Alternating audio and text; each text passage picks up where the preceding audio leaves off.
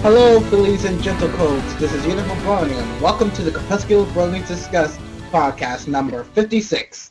I'm Unova, your host for this evening, and alongside with me, we have my other host, Byter. Larg. Alright, let's introduce the guests, shall we? The first guest we have for today is an extremely awesome dude you should totally chat with, Brawny Buck. Greetings. And next, you know him, you love the energy he exudes with every pose he does in his videos. Say hello to Nickvmlp. Woo! Oh goodness, my ears. Sorry. Okay. Hello. The topic for this episode will be on Rainbow Falls. Or should I say Gravity Falls pony version, am I right? Not funny. No, it's not even really a good analogy, my friend. Sorry about that. Yep. Fail joke. So anyway, More like Rainbow Falls to the dark side. How about that? Oh! How about there's your good analogy. How about just Rainbow Fails? Oh, okay. Well, she didn't really, though. She came close to failing, and then she totally scooped it right back up at the end and made it awesome. Yep. Let's just provide a little background as to the fan reaction to this episode. We've been receiving negative opinions about this episode being fan pandering and Oh such. goodness, not this again. And I know. Let's see if we could try to get them to be fixated on something that isn't those terms. Yes, seriously. People just confuse the hell out of them, like in Nicky V's video. Well, on the subject. Could you perhaps try to describe what people are describing as fan pandering? I haven't necessarily heard that angle yet. Okay, Byter. Well, people have been saying the introduction of such characters as both Biceps as the third member of the Ponyville Relay team, and in case Rainbow was unsuccessful in healing herself in time, the replacement for Rainbow would be Derpy. And, well, based on these evidences alone, they say, seriously, guys, the show is pandering to us again. It's like... Pandas! The pandas are striking! I did hear of the only mention of pandering I did hear was that they had the panda griffins, but I thought that was just because they were black and white. They're not. No. The griffins weren't pandering. No, I just heard that they were called the panda griffins, as in pandas, the black and white bears. Oh, like they got white spots. Yeah. Yeah. Yeah. Oh well. Let's just say when I first saw those griffins, I guess a bunch of griffin lovers just basically fangasm. Yeah. Yeah, But I can attest to that. Oh, Yeah. Let me guess, Scan? Yep. Oh god, he's gonna be like, ooh, what can I do to remake my Griffin OC now? There's no more I don't options think that's for my- I don't think that's going to be the case. But I did get a message as soon as I woke up. A whole lot of exclamation marks. It was actually kind of funny. I said, "That's cool. All I got to do now is watch the episode and figure out what the heck you're talking about." Okay. Yeah, I think, the choice of Derpy is quite, it would be the most obvious fan favourite rather than sort of any anomalous background pony. And she is, since all in this episode it seems, there isn't that many good flyers for the relay team, the derped up eyes of Derpy seem, at least to make her fit with the other two. Of all the things in the episode, I kind of liked Derpy's inclusion because it was okay. She didn't actually do that much, but she was actually one of the more reserved characters. If they made her force feed people muffins like Applejack was doing, then I would have had a problem. Well, Yeah.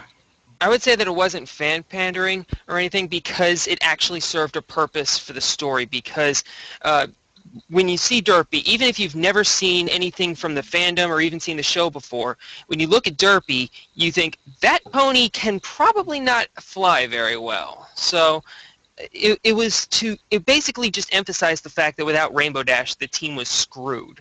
So I thought that Derpy's inclusion was, I thought it was pretty well done. And that was my thoughts as well. Mm-hmm. Yeah, and plus, I think that the amount of characterization they gave Derpy for this episode was just about perfect, because if they gave her a voice again, there'd be no way they could win. If they gave her original kind of ditzy voice, then it would basically be the same problem that ended up getting her censored in last roundup. But if she talked with the censored voice from last roundup, then the Derpy fans would be like, oh gosh, she's still censored, all is lost, and all that. Well, then, in my opinion, if that would be the case, they could deal with it. Personally, I prefer the original voice, but I prefer it from a voice acting standpoint instead of, what other people say it is. Yeah. It's kind of weird, right? Like, there was a controversy in the Brony fandom the same week as Derpy returned into the show. And which controversy are you referring to? Molestia being taken down. Yeah, but we'll talk about that a different day. Yeah, it's like, I don't know. There's I think magnets. it's not really related to the main show, and that's what we should really more discuss. Yeah. Yeah. One issue I had with this episode that it gave a lot of the characters gimmicks, but Derpy wasn't given. She was just a pony with the eyes, and for the involvement they gave her, I like that, and I don't necessarily totally see it as pandering. I see that they're trying to keep us entertained with a lot of the characters, like Snowflake, or what's his name again? Bulk Biceps. Yeah, now they're calling him Bulk Biceps, and if anything, that's the one thing about this episode that I didn't like. I just think Snowflake is a much better name. Yeah, Snowflake is a much better name. It fits better. It's ironic, so it's a little bit funny. And third and most importantly to me, last I checked, ponies don't have biceps, or horses don't have biceps. So calling one Bulk Biceps doesn't make any sense to me. Meanwhile, we got the movie going, and people are like, what are hands? Well, they're on the same part of the body as the bicep, which you also don't have. So for that, Bulk Biceps didn't really make a whole lot of sense to me. And from a characterization standpoint, kind of goofy. And I didn't think he'd be as goofy as he was. Here's a fun question. Why can't he fly anymore? Yeah. He got an invite into the frickin' Wonderbolt Academy. Why can he not fly? He qualified for the Wonderbolts Academy, and from my experience, in a past life as a sportsman who was involved with that type of thing, sometimes less talented people get in there. Sometimes what qualifies you is more or less your dedication and your work ethic rather than your actual talent. If you have the potential and the proper mindset to get into someplace, you can usually get into someplace, and that's an academy like that, and that's why we have all these new sports programs for, to get people better regardless of where they are, and educational programs and things like that. I don't remember too well how he flew in Wonderbolt Academy, so I'll have to watch it again, but if I do remember correctly, he wasn't exactly at the head of the class in the first place. Yeah, but he was capable. He actually was able to fly fairly well, and his debut episode was Hurricane Fluttershy, where doesn't he fly past the meter at one point or something, and you get a fairly good score? I can't remember. No, he doesn't. Or something. I don't think it showed his actual wing power, but he was shown in the tornado. Although I have a theory on that one, that since he's surrounded by a bunch of other Pegasi, he doesn't have to fly as fast. Since I don't think it's actually shown, or he's actually shown keeping up with the others. He's just shown going into it. So with all the enthusiasm that he does. Yeah. Well, there was the episode that made me cringe beyond no freaking hell. I think perhaps to the same level as first hearing Rainbow pretending she was injured. Yeah, she's not a good actress. God. I've noticed that none of the main six are actually that good at liars. God. Like Applejack can't lie. Rarity can't lie. I don't think has Twilight done something like that, or I don't remember off the top of my head. I don't believe so. but yeah, all of them suck at trying to act like something's wrong. You know. Well, no. From an acting and a characterization standpoint, I do believe that they're probably making it obvious for the audience. Different sections of the demographic that might not catch on as easily. But if you'll notice, a whole lot within the universe, people believe them for the most part, except Twilight. In the case of yesterday, she caught right on. Yeah. Yeah, I think Rainbow Dash kind of a little bit overdid the injured thing by just making everything injured. Like, I broke my everything. Yeah. Oh, woe is me. I'll never fly again. I get it's trying to be deliberate, but it also does... It's so campy and obvious that she's lying that it kind of makes me think, this is such a blatant line. Not only that, then Fluttershy says, we're going to take you to proper medical practitioners. And of course, the next scene, she's hung up on the bed, but does that mean that she's been looked after by a nurse or a doctor, someone who would probably recognize that she's in perfect health? Well, that's what they said. They can't figure out exactly what's wrong with you, but they'll still, I've seen it happen before, where if you play it up enough, they'll do whatever they need to do to you to just get you to be quiet until they can actually figure out what's wrong with you. So but in this case, though, things like that do happen. In this case, though, what she is trying to depict is physical injuries. Like, if I say that, I'm trying to emulate, kind of a viral infection, then I might not be hot, but there's so many different conditions they can't really be sure. But if I'm trying to pretend that I have a bicycle pump thrown through my body, once they open up my shirt and see that there's no wounds, no broken bones, no bruises, there's not much of a case, is there? Back when I was a gym teacher, I had plenty of kids try to get out of exercises by faking like a twisted ankle or something like that. Yeah, this isn't though a twisted ankle. You can't always tell.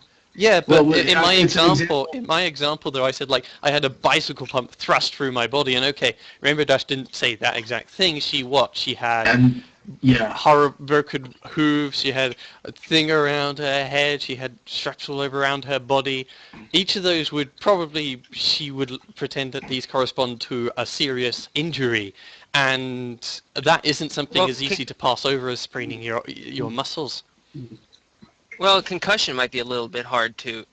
it may take a little time to pin down, but maybe she tried to convince the rest of them that they were like strains or like tears. Maybe the doctors... that I used maybe the doctors, like, she comes in, they check all the wounds and the legs and arms, and she's just like, oh, it hurts, and they know she's such a bad liar, but so they just sort of say, either they say she's concussed and we're just going to we're going to strap up her legs and arms so that she has time to calm down, or they're like, we know she's lying, but we're just going to roll with it because we only get hired once a year, once for this game, so let's have some fun. Well, the example that I was bringing up is that it is, for certain injuries, it can be difficult to tell. It can be difficult to tell through just examinations and things like that. So it's entirely possible to fool someone like that. You just got to be able to sell it. Yeah, which she obviously did. I mean, whatever she did, it worked. We knew the whole time, but that's aside from what's going on in the actual, universe of the show. Yeah. You're trying to say something, Unova? Hello? Yeah. You want to... it sounded like you're... Okay, can you guys hear me? Yeah, we can hear you. Yeah. Yeah. Okay. All right. I was just, yeah, I just want to like continue on to another point that I had the problem with the episode, Twilight. Okay. Just Twilight. Okay, what about it? It's, well, honestly, like, I didn't really like her at all, like in season 1 when she was like had to be like shoved into like all the stories and the conflicts, right? Well, the first season Well, did focus I on felt her a like lot. it was a return to season 1 in which, yeah. Well, in this episode, Twilight is like the moral compass, or like Rainbow Dash. Like, I can't decide everything for you. You just have to make the decision yourself. Like, when I saw Twilight being suspicious about, like, oh god, I don't want to see nagging Twilight and her like interrupting the story to like tell Rainbow Dash like what she's doing is wrong. Because seriously, it was so much better in Wonderbolts Academy when nothing of the sort happens. It just downgrades Rainbow. Like that no, she not needs someone, necessarily. Twilight this season has been playing a mentor type character, and it's very different from the potential nagging that she was doing in season 1 and parts of season 2. Through Castlemania and not Friendship is Magic, Princess Twilight Sparkle, Castlemania, and a couple of other examples in this season that I can't think of off the top of my head, she's been more of a mentor type character. She's still on equal terms with her friends. She's still like there, but she's offering advice when she can because she understands these things a little bit better now and can see through these facades. If anything, they're playing up to that, completed arc that everybody was telling us was going to happen. And we're finally seeing the results of that character development that she made. I think, though, the Twilight's involvement is very sparse this episode, and I think I do agree with Nova that my general reaction to her parts, that she has such a short time with Rainbow Dash, but basically goes around and then sort of says, "Oh, I'm not actually going to decide for you," and she just walks off. Conversation over. Like, okay, yeah, she. I don't exactly know what role she does there. Like, she's just along for the ride, and most of the time she doesn't really have time to speak to Rainbow Dash, even though there's things going on Rainbow Dash's end, which kind of irks me.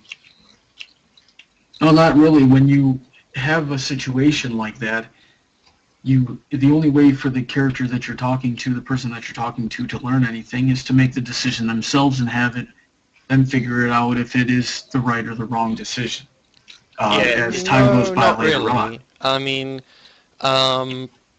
it depends very much at the kind of you have to pose a good argument to Rainbow Dash, and if Rainbow Dash can see merit in your reasons, then I don't see why she has to learn by herself. Like, an argument to be made was that the people that she is going to compete with need a lot of help in being at least just basically capable enough to even perform the relay, and she is spending time not being 100, supporting them 100% of the time. And this whole thing with the Wonderflops is, her wasting time when she really needs to be at home court sorting out her own thing. And this thing she doesn't need to learn for experience, because she only really has one chance until the next Aggressor games. No, that was a conflict. That's called a conflict of personality flaws. And then it was spelled out in the episode. They know that she likes to win. They know that being competitive and being on the winning team is important to her. That's why they said, you can go ahead and compete with them for Cloudsdale if you want. We understand that we're not the best or that we're not capable. But she knew that that's where her friends were. So she had to choose between, doing what she wanted to do and doing what she knew what was right. And then she realized that what was right was what she really wanted to do. And you don't think that Twilight could ever make a case for doing what is right? That you may as well just leave it up into the air because what is right is going to, win out in the end? Why not stack your bets? She can and she did, but she can't make that. She can and she did, but she cannot make that decision for Rainbow Dash. She could at least do a much better job about informing her about the decision. Well, she did. She did everything that she did everything that she could have done and that she needed to do. Everything that she could have done. Everything. She couldn't have done one scrap more. She was like 24/7 every moment informing Rainbow Dash about the details of this thing, and that's what I'm saying, how that long she of the didn't need entire to do episode that. is She her knew- interactions? Well, I mean, Well, Rainbow Dash already knew those things. If she went any farther with it, then Twilight would basically just be saying, "Go with my side. Go help out your friends." And it was a well, no, demonstration the two could actually discuss the issue between them, and she could try and present the side. She's not demanding it, and yeah, I asked the question, and I am interested. How long did these two actually interact in this supposed all that she could do situation? Because as Nikki and I were saying, No, if she didn't answer the press question. anymore, I'm getting to answering the question, gosh darn it. Well, As answer it we were straight. trying to say, if she had pressed on any further, it would have sent the message that she was pestering Rainbow Dash to do something, and then it's not her decision anymore. It's a matter of she needed to show Rainbow Dash that whatever decision she made, they would still be there to support her. And you cannot pester someone to make the right decision when that is the case, because that shows that you will support them in whatever decision that they make. That's a thing of friendship, when you can, support your friends through decisions that you disagree with like that. So that's something that she was doing on her part. But at the same time, she understood that Rainbow Dash needed to make the decision on her own. Yes, she had her ideas of what was right and wrong. But if she were to press that on there, it wouldn't necessarily be friendship. It would just be, you got to do what I say, as Nikki and I were trying to say. And yet, do you think that I was suggesting that she said that? No. I said that she is more active in her proposal of the side and with the discussion about the issue. That isn't, someone should discuss something slightly more isn't the same as someone saying they have to claim that their position is completely right.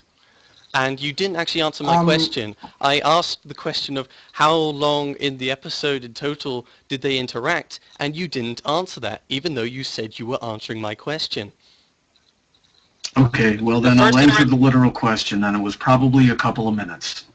The first interaction where Twilight meets Rainbow at the little pond thing lasts about 100 seconds, and then the one at the hospital is about 15, so about 2 minutes total. I don't think Thank you for timing they're that out. spending 100 seconds talking to one another, are they? In a 22-minute episode, that takes up about 10% of the episode. Yeah, so we've been over this before. You gotta the understand. beginning part isn't exactly... Well, the beginning whole part is about 100 seconds long, but it's not all between Rainbow Dash and Twilight. Yeah, but in that scene, she's also processing also taking in the information that the Wonderbolts are, thus making the conflict more complete, I guess? Yeah, that's exactly it. We're establishing the situation between Ponyville's competitors and the other competitors, the Griffins and Wonderbolts. The situation here, though, is I say, I don't believe you about your timingness, and then you just talk more about how it works. The timingness doesn't matter. I just want to say, well, I could see a Byter is right. They talked about the conflict about this, but she never directed a solution. However, she was guilty trust with saying about oh look at how your Ponyville teammates are actually working as hard as they can. Do you want to see their accomplishments, their hard work go down the drain for you to go with the winning team? And seriously, even though they weren't really good athletes on their own rights, they're still practicing as hard as they can. But would it really been a loss if they didn't participate in the equestrian games? They were doing it for Dash as a favor, right? No, not necessarily. Most people, we can probably agree that this is equestrian's equivalent of our Olympics. Most people like going to the Olympic team, regardless of however capable they are. A lot of people, like countries and things like that, go to the Olympics just to observe. And they, have teams in qualifying matches just so you can win the honor of observing the Olympics. So it is a huge honor to compete, and it's something that they genuinely wanted to do. I don't think Ponyville is the type of town that would bother with something like that if it wasn't something that they really wanted to do. I'm just looking through, yes, so for all of Twilight sort of talking things through Rainbow Dash, what it's like, 6 lines or so? Everything that she can do, 6 lines. God. But then we were explaining, Nicky and I were explaining the pacing in this. He said that it was roughly 10% of the episode. So Yeah, you get 10% I don't of buy the that, episode though. doing that. I don't buy his numbers. They sound like 100 seconds, that's a minute and a half. I said 100 seconds, and then the scene at the hospital was another 15, making about 2 minutes. Take out the intro and the credits, the whole show is about 20 minutes and 40 seconds long, so 2 minutes out of just over 20 minutes is about 10%. Yeah, and as I said, I Okay. didn't buy necessarily your 2 minutes. How can you... Did you time that out, Nicky? I used the timestamps in the video. Okay, so we timed it out. So, Yeah, for the scenes. I'm talking about the actual interacting with them. But like in real life? Yeah, yes, but not we've been just trying to like explain that to you. You can't... the scenes in which this was happening was in total, 10% of the thing. So of 10%, there was fraction of that, which is Twilight doing a thing like, the scenes you marked, like Rainbow Dash being at the hospital, she does quite a few things there, or at least a few people come in and stuff goes on. It's not just her talking with Twilight. I think that one's only like 2 lines. Okay, we've been over this before. In order to do what you're looking to do, that conversation would have needed to take up at least half of the episode. Or possibly the entire episode, because sometimes conversations like that are really long. What I'm proposing to do is that I would say the time given for Twilight to say her 6 lines and for Rainbow Dash to sort of reply and have the conversations, a minute, not 2 minutes. I think 2 minutes is adding in all the extra stuff that they're interacting with, or maybe 45 seconds a minute. That would be my guess. And I'm saying that isn't very much time of these two interacting. And whilst, yes, it does have all those bits, they're very bare bones. Right, guys? And it works because given the context and the pacing and, what type of format of storytelling we're dealing with, that's exactly what you need to do in order to get that and the rest of the story. The setup, the build, the payoff. Except this is actually my problem with the pacing. That, as a standard for Season 4 is that it loves to chuck a lot of plot points and try and have a lot of things going on.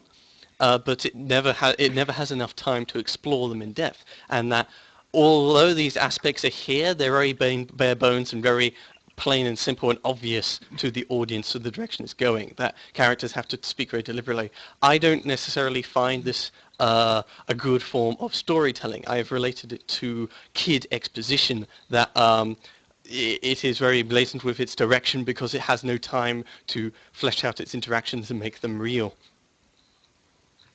Guys, I'd like to interject with one of the opinions made by one of our audience members. Okay. Emerson, he believes Twilight's goal was not to discuss the issue with Dash, simply to tell her you can't do both sides. You need to choose one of the teams. And I can't think of a way to finish that thought. Well, that's exactly what she said in the episode. She did say, though, that one of the teams you're practicing with needs a little more help than the other one. Yeah. Mm-hmm. Right, and she can't be a part of both of them as a result. So she's got to make that decision. She doesn't say that, does she, yet? Well, okay. Let's look at how she cites that the next line of dialogue is that if Rainbow Dash goes to Cloudsdale, then Pinkie Pie, Rarity, and Applejack's parts will be for nothing. Mm-hmm. That's what she said. That doesn't match what Brawny said yet. And then she says, this is a decision you need to make on your own. So the angle he described is not said to it. Well, she says it's not easy practicing with two teams. And also Byter? Yeah.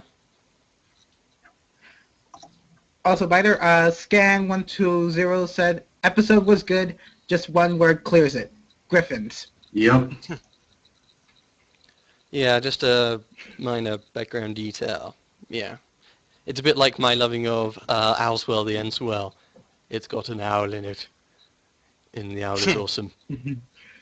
Okay. I have a friend that would love you. Okay, then what would happen if there was an owl version of a griffin? Whoa. What? Well, I've seen that in fan fiction, but the front side. the bird head. It's a head of a bird, body of a lion, and then the claws. A bit weird.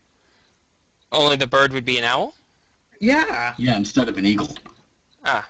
But the whole thing of a griffin is that it is an eagle, so it wouldn't be a griffin. It would be something else. You know, like we can't call a hippogriff a griffin because it's not. It's got the head of an eagle, the body of a horse. I like owlbears better. Owlbears are awesome. The number one threat to America. Owlbears. I guess I know which comic you like from the micro series. Really? I thought it was Man, Bear, Pig, but whatever. Okay. Red Bear Pig will murder us all. I'm super serial. Oh wait, guy's trying to like prove you wrong by saying, well, any bird or avian, Brawny. Okay. I'll have to take his word for it because I'm no expert on mythological creatures. My introduction to them was this show. Okay. Yeah. Well, anyway, I think we should move on the topic ahead to discussing about the antagonist for this episode. The two Wonderbolts girls. And let me just say, after what this show has done, I could clearly see what the fault of Pegasi are. Too overcompetitive to the point of like just defeating any minority in their group that underrepresents them as like the most athletic of the bunch. That's not a Pegasi thing, that's a sportsman thing. And this episode was, basically different parts of this episode summarized my life, as a sportsman when I used to compete an awful lot and, do things like that and travel. That's how these competitive teams work. I was very surprised that they didn't have anyone sitting on the bench, but they usually get their tops up like that, and that's all they do is compete and practice together, and when you fall out or when you get injured, that's it. You're done. And then they find someone to replace you. So that's... I find it weird that the Wonderbolts didn't actually have a backup plan for when Soren went down. Like, basically, they just pilfered somebody from another team. Yeah. Well, that's what I said. Nobody had anybody on the bench, which is the one thing that I found weird. Yeah, if they were really desperate, they could have just, all those attendants they have with them, I think all of them are Pegasi. Pegasi usually can fly, right? So they could probably do the last leg, and you've got two very good people and then one average, so they'll qualify anyway. Yeah, but since they're so competitive, they're only going to handle someone that can roll on their level. Yeah, but as I said, I talked about a last ditch. I said a last... Listen to my words. I said it was the very last ditch effort that they didn't get Rainbow Dash, they could get one of their attendants because one of their attendants can fly, and they would qualify and they would achieve what they came here to do. Yeah, but they're not going to do that. I mean, I wouldn't. They would do that if they wouldn't even like. A competitive team, okay, the competitive team has only 2 runners and it's 20 seconds to go until they start. What happens? Do they get the Pegasi right next to them so that they can qualify and go on to the next stage easy peasy? Or do they just say, well, we're competitive, so we're just going to sit around and complain about Rainbow Dash not joining us after we tried that incredibly stupid team? We don't have a player who's trained for this type of thing, therefore we're not. let's say I was on like a Taekwondo team or something like that, and the day before a competition. How about a relay team? A relay team is more apt. Okay, or a relay team. We're still okay. So yeah, it's a little more literal to what we're talking about. So I'll roll with that. Regardless, they're just not going to think of pulling off any one random person from the street and to hope that they're a runner. It just doesn't happen. Well, how much of a run is it? It seems the race Yeah, they got is plenty of fairly Pegasi quick. there, but they're not competitors. Plus, they'd probably have to register first. Like, you can't really, like, say you're playing football, you can't, like, just grab some guy out of the stands and go, okay, can you tackle? Yeah, but then they just... It's not from the stands, is it, though? It's from their own support to him. And yeah, I also was astounded that they didn't have anyone on the bench, or they couldn't ask for time to get another Wonderbolt in. So they seemed to go with the Rainbow Dash plan, even though, of course, in the end, Soren was able to fly anyway. He was able to fly, but not at 100%. Sometimes it won't let you compete if you're not at 100%, because either you'll hurt yourself again, or you will just not be able to, operate at your full capacity, and you just won't win, or both. Yeah, I thanks for explaining that people who have been recently injured aren't as good as someone who hasn't been injured. Yes, I agree that is something that goes on, but they could still qualify, which is what they want to do. They don't need to do this whole political scheme about keeping him locked up in bed and not getting someone from the bench or someone else from the Wonderbops. Or they have to try and drag someone else from another team. Well, because they thought they could. They thought they could get Soren's equivalent and not run any risk. And they don't want to just qualify. They want to, blow everyone out. They want to get the best possible score at all times. So, if anything, they break the curve, make the competition a little bit thinner. So you don't just average out and barely qualify like Ponyville team did. You blow the competition out of the water and try to make the competition as thin as possible. It depends on how the thing works. Like, if all you have to do for the qualifiers is pass, then if you qualify, you're always knocking off the bottom team. End of story. If though, it's a bit like with Formula One racing, the qualifiers actually, who does the fastest qualifier gets a better starting position. But in a relay race, I never necessarily heard of them having a better starting position. Yeah. Because in a relay race, I think it's drawn out, so you're basically running the same distance regardless. I could be wrong though. I don't know anything about running. I do not believe you are wrong. Yeah, the event, the way they've set it up is they've got these floating ring things that only let a few through. It'd be dangerous if several ponies are trying to fly through it at once. So if you had 6 teams competing and all of them, you make it so all of them have the same distance to the first ring, then that is a bit of a clusterfuck. So it would make more sense for them to, just do laps and be timed, and who gets the best time would win, rather than say a track relay where you have each set off at different distances according to the ones on the outside start further forward because they have to run onto the inside ring. So all of them have the same distance, and then it's just all going around as fast as possible.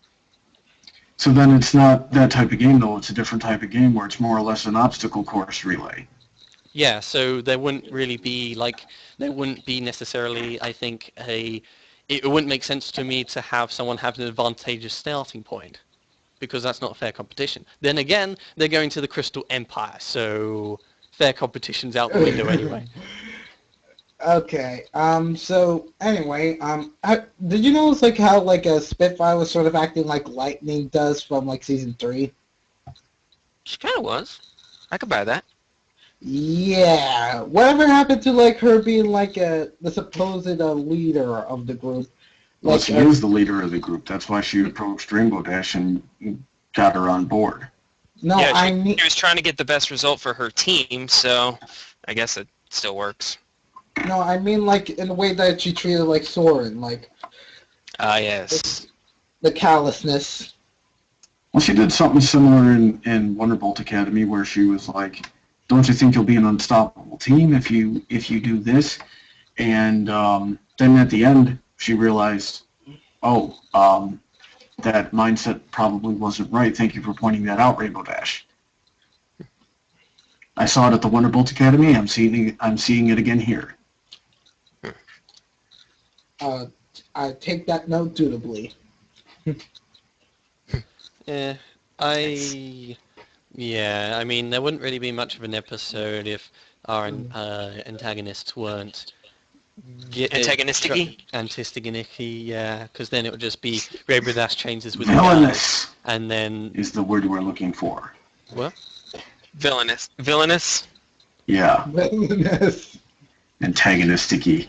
If that's not a word, I'm going to call Webster tomorrow and make sure it is. Yay! Yeah. Antagonicity. I can English so well. Yeah.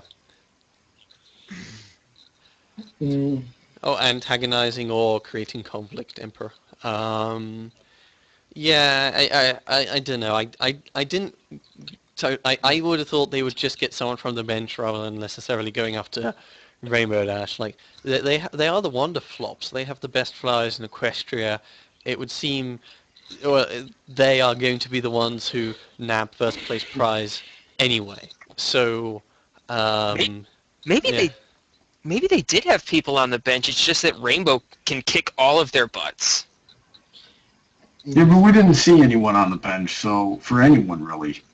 So I think it's safe to say that they didn't really have anyone on the bench. Well, the Ponyville people didn't seem like they had a backup plan, and then all of a sudden it's Derpy! Well, anything could have been going on back there, you know. I could come up with examples for Derpy. That's really beside the point. Point is they're replacing Rainbow Dash with someone who obviously cannot operate on nearly her level. Alright. Yeah, I don't probably wreck the obstacle like course that. going through it. Yeah, I don't like necessarily that Rainbow Dash is. They're making her even more just super mega awesome because she's always been like that. She's born that way or just works really hard. Like, you know, these professional athletes should actually be quite a cut above the rest. And whilst Rainbow Dash may be good, you know, she should be on an equal pegging on them rather than just supremely awesome, or at least I would kind of prefer that. It would make her less of a perfect person. Have you ever seen the show Pros vs. Joes? Yes, I remember that show. Yeah, exactly. Sometimes they bring on people who, you know, they would commonly refer to them as the armchair quarterbacks, and we have them play football or like wrestle against basketball or baseball or wrestle against professionals who actually are doing it. Sometimes they do all right, especially when you get into the combative sports, you know, because you can only get so good at a combative sport. It's that type of thing right there. Rainbow Dash may not be a Wonderbolt, but she's on their level, or she's gotten to their level in these 4 seasons. Well, not only their level, they seem to have super reason to go after her because, as you said, they're going for to flatten the competition to be the supreme bestest, and for them, Rainbow Dash is the go-to pony to get, rather than asking for someone to fly in and do the job because apparently they didn't keep anyone on the sidelines. Exactly. That is exactly what happened. I do not see a problem. Well, I'm saying that my issue is that it's not just Rainbow Dash has reached the par of the Wonderbolts. It seems she's far surpassed them for them to feel justified in following this scheme in a situation where all they need to do is qualify rather than necessarily flatten the competition because there's nothing at stake. No, they're not going to. No, she's not better than them. They said they were looking for someone to replace Soren, so she's probably on their level. If she surpassed them, they would have been nervous by her competing. They would have been like, oh, shoot, she's here, she's going to beat us. But they weren't nervous about her competing.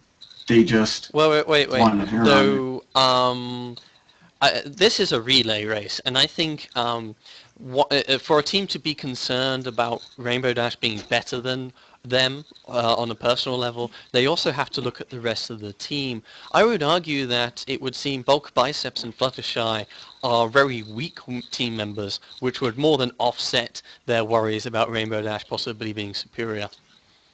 Yeah, that's why that background Pegasus said whoever is going to be racing against her, once they get to the third relay, they need to be way far ahead, otherwise they won't stand a chance. That was someone else that said that, not the Wonderbolts. But it was established with that line that this is a well-known and agreed-upon statistic or fact or whatever you want to call it. Likelihood. Yeah, that everyone's got to be away. Everybody else is gonna have to be away ahead to beat her. Yeah, which is why I think the argument that she's on their level is not apt, because she is above their level. If anyone is going to beat her, then they'll know to traverse a shorter distance in the same amount of time.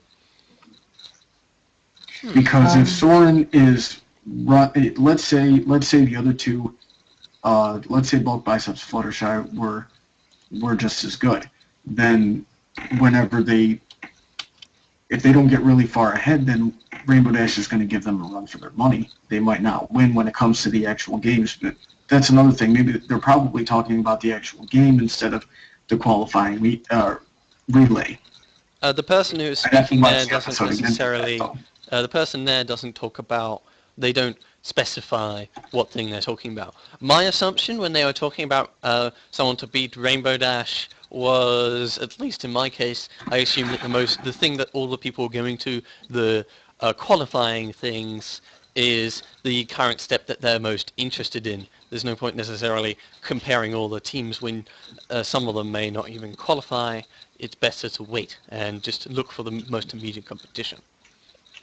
We've never gone to a competition and talked about, like, it might just be a qualifier, it might just be an exhibition, but you've never talked with anyone about what would happen if the competition were actually serious or if you were playing for stakes?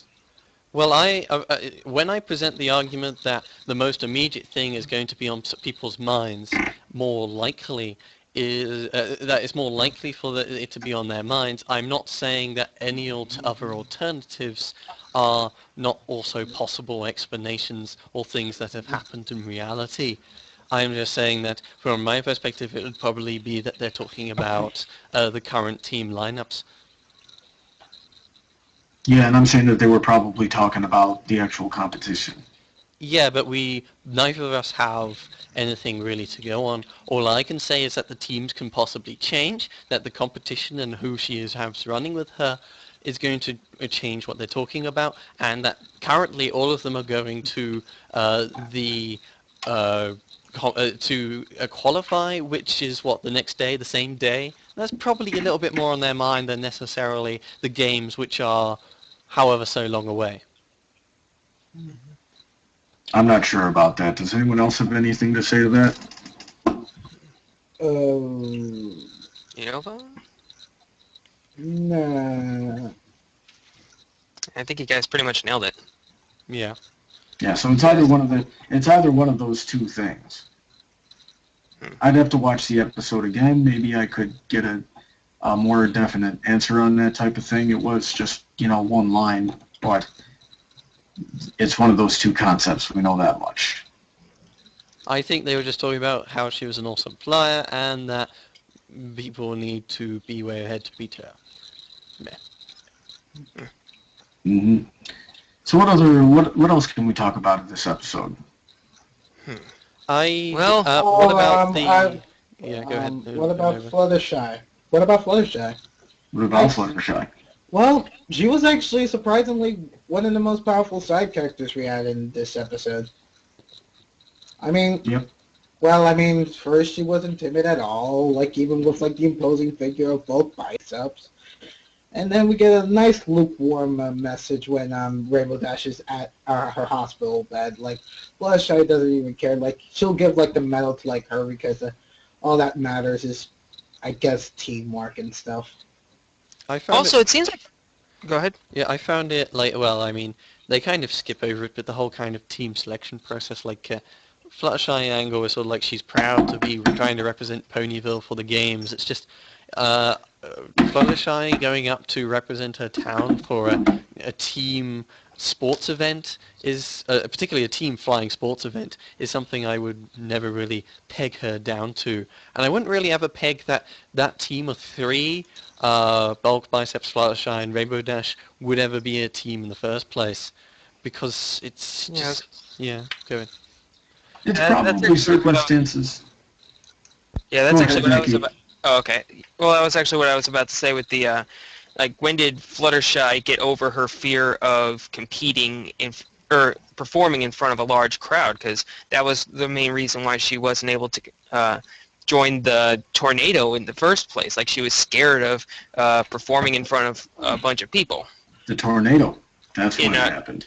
We had a That's whole what- episode talking about that. Oh! Oh. And how did Rainbow Dash convince Fluttershy to be her Wait, cheerleader in Sonic Rainbow? Can you say that one more time?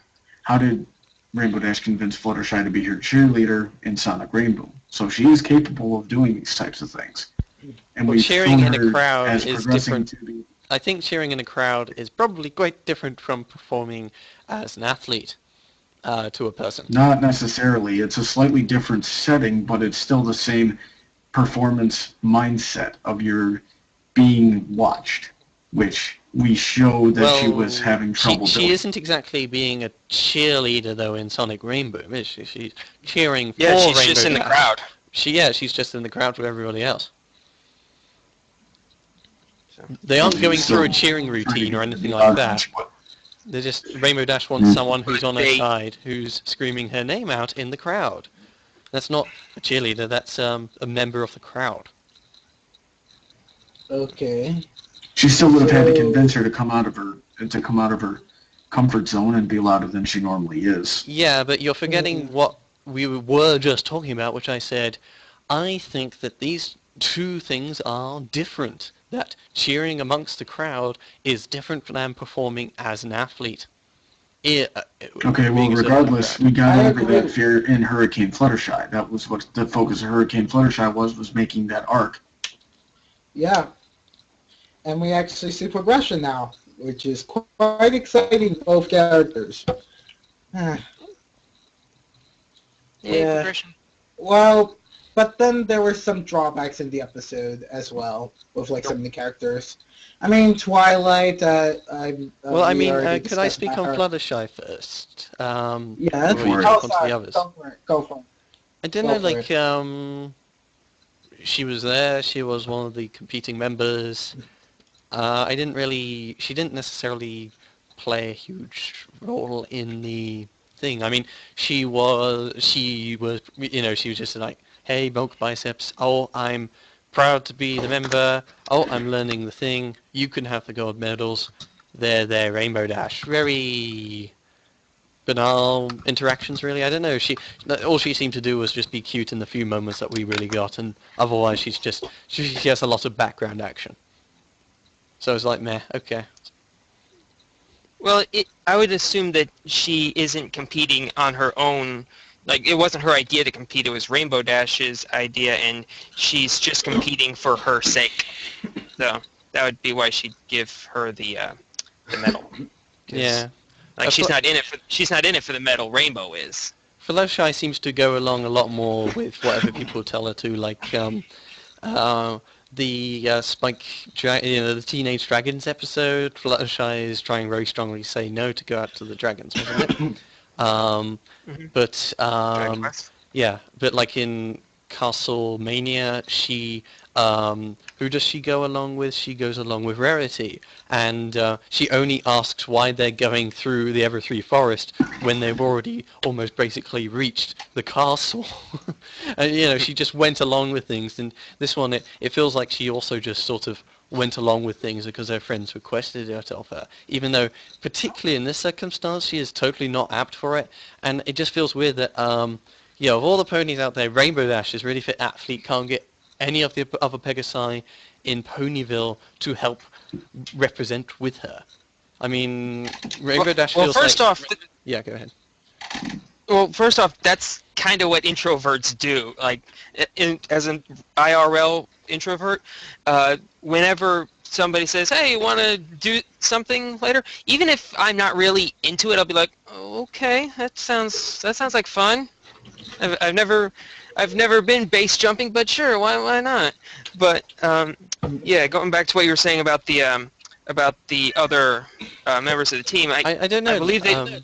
First, though, to address that point about introversion, it's not a clear cut. You're an introvert. You do this. I think, like for Fluttershy's case, she is. Introverts are easier to sort of drag along, but they still they can also lock up. Like she locks up in Dragonshy. That they want her to come along and help them on the journey, and they have the perfect good reason to, but she completely locks up, and whilst they're able to physically kind of drag her and push her on, she has every motivation to just turn and run, or just sit on the ground and do nothing. And I think those are also aspects of an introvert's personality. Yeah, they'll go along with it, but that doesn't mean they aren't scared out of their minds. Well, I'm saying, though, that those two other things are also aspects. So they can. It depends on the personality of an introvert. I am an introvert myself, but you can't exactly push me around. All right.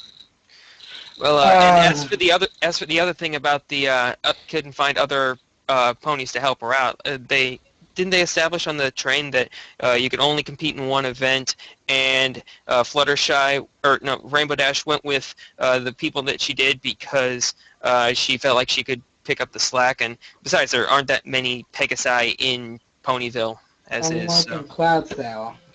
Yeah. I find it odd, though. I mean, yeah, how many other things are they running concurrently, and what happens if you're ever a person who has skills in flying and wants to do more than just one event? Does that mean you can't qualify for them? Like, I would imagine that, I don't know, like, Rainbow Dash's first instinct is to go for the team relay rather than the solo competition. And particularly this is an issue when she goes for the team relay and finds the only other two people that she can go with are those two. And she still runs with it. She doesn't choose to then, I'm not going to do the team relay because my talents are going to be completely lost, or at least, compared to something like the Wonderbolts or completely competent teams, I'm not going to do as well. But she thinks she's just that awesome that, two incompetents and one awesome person will be able to do it, which is, I mean, that could just be a lack of her judgment, but I think that wouldn't it just make more sense for Rainbow Dash to just rely on her own awesomeness?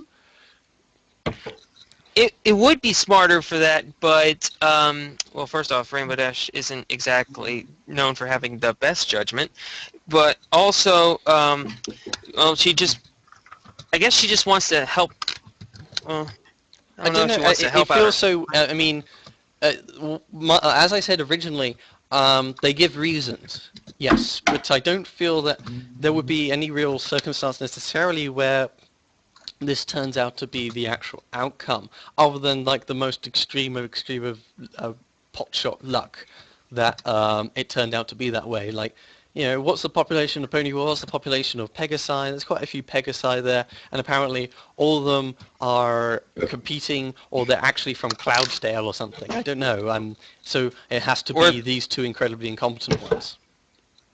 Either that, or they're still at they're still in Ponyville because, well, they have other stuff to do.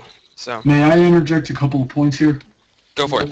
What's telling me that this is kind of like a cultural thing where you want to compete in the Equestria Games is the fact that Fluttershy and Bulk Biceps wanted to continue to compete even after Rainbow Dash was gone. If they were doing it just for her sake, if Fluttershy was doing it just for the sake of Rainbow Dash, she would have flaked as soon as she thought Rainbow Dash was out of the competition, but she didn't. Usually when that happens, it's because people have other motivations, and, the only one I could think of off the top of my head for something like this would be kind of a cultural motivation, the same way that we all like competing and watching the Olympics and watching our countries and see how they do. Rainbow Dash is very possibly, the Ponyville coach, the most athletic one here, the one that's most likely going to be able to organize, motivate, and train the competitors, but she's not, so that's why she's in that position, but she's not the one going, Fluttershy, you're the only one that can help me because you're my friend, and then Fluttershy would come in, because I've been in situations like that before where I'm trying to organize my own friends into something, but growing up, I was the only one of my friends that did what I do. So I was always, in order to do anything that required more than just myself, if I needed help with any kind of sporting event or anything like that, I'd say to my friend, let's say his name is David, I'd go, David, come over here, I need you. David doesn't do what I do, but he would still come and help me. But if for whatever reason the competition failed or I wasn't able to go or anything like that, then he wasn't going to bother with it. But we're not... yeah, so but she still wants to make Rainbow Dash happy, so she'd still go through with it and try to win the gold medal just so that Rainbow Dash would have a gold medal. So, yeah. And that's entirely possible that she would do, and I think it's a combination of those two mentalities. Yes, I'm still competing for motivations that are, outside of those what my usual motivations would be, and if I win, I'm still going to honor those that brought me here. And for my friends my friend that wanted to be in this position, if that makes any sense. I know I'm saying a lot here. It does. It makes sense. I think though, given what we actually see in the episode, it starts off with the 3 being chosen, and it's only very likely covered why Rainbow Dash is stuck with those 3. And yeah, the Fluttershy and Bulk Bicep, despite their obvious not being fitting for the competition, they still want to go through with it because the plot says so, as far as I'm concerned. For me, it strains my incredulity that people this incapable are being the ones who are doing the competition in the first place. I mean, yes, you can ask your friend Dave for help on something he's not very good at, but if you ask Dave to help, run a marathon with you, and he's a paraplegic, it's not going to happen. That's just something you can't ask of people. And whilst they aren't on the levels of being paraplegic, one of them can hardly fly, and both of them can hardly fly, and it seems cruel almost to ask for them to be part of the team.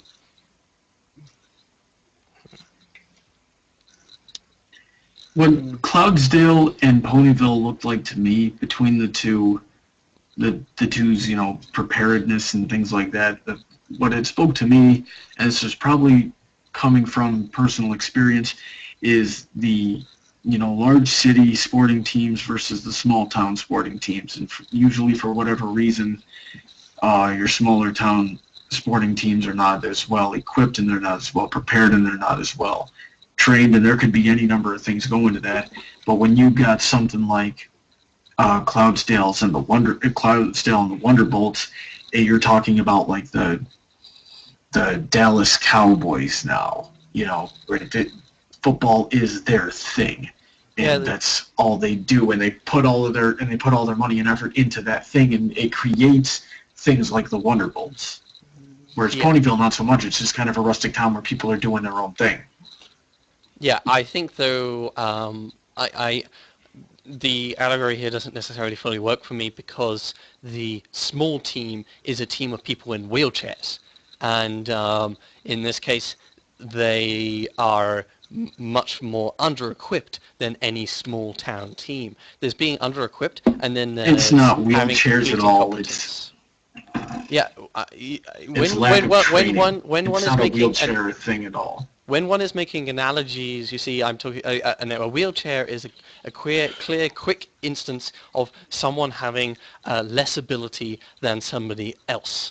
In this case, a person on a wheelchair in a running team. It's still a bad analogy, though. No, in this case, a person in a wheelchair is able to move about by using their arms, and they do, of course, have their own competitions in the in their own games. Paralympics. The Paralympics, yes.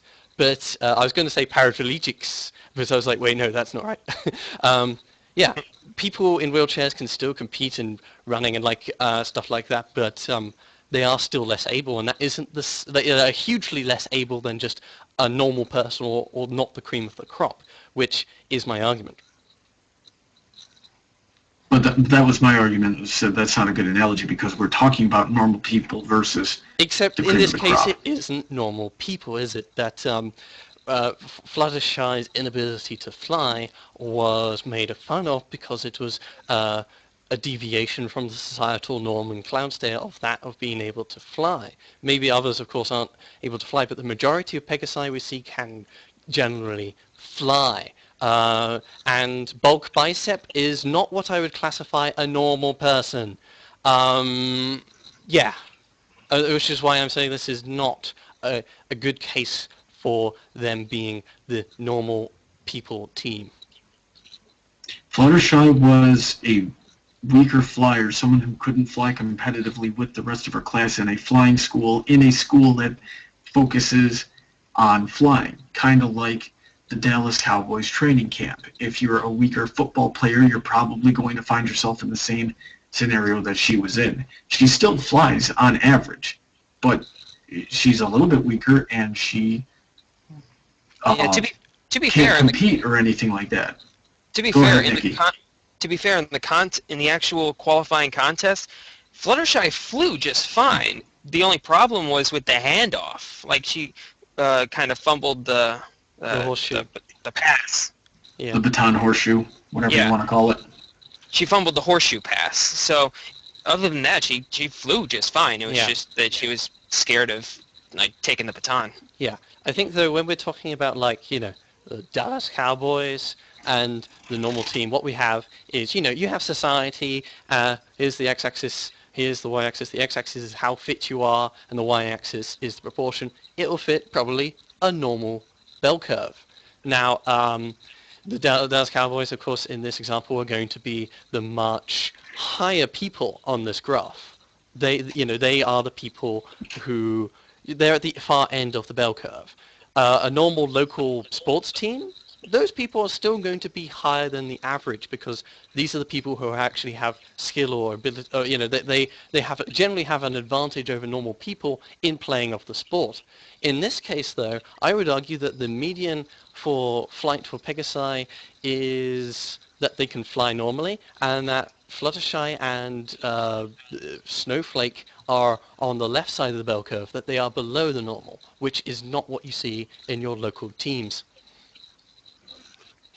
I would say that maybe maybe Rainbow Dash actually picked those two because they've shown glimpses at times that they are very capable flyers. For example, in Hurricane Fluttershy, right at the end, Fluttershy was able to fly faster than pretty much everybody, and Snowflake was able to, well, at least fly in the tornado fairly well. So maybe Rainbow thought that she could get the best out of those two if, like, she trained them a little bit.